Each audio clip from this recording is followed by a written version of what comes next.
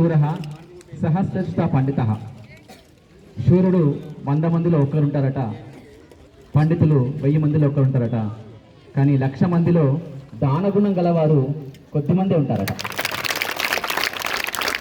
అలాంటి మీరు మీ సేవా సంస్థ ద్వారా 20 సంవత్సరాల నుంచి, ఇది మామూలు విషయం కాదు సార్, ఒక యూనిటీగా ఉండడం, 20 సంవత్సరాలు యూనిటీగా ఉండి స్వచ్ఛందంగా ఏ కల్మషం లేకుండా ఒక సేవా కార్యక్రమాలు నిమగ్నం కావడం, వృద్ధులకు, వికలాంగులకు, ప్రభుత్వ పాఠశాలల విద్యార్థులను ఎన్నుకోవడం, నిజంగా ఇది ఆనందదాయకం.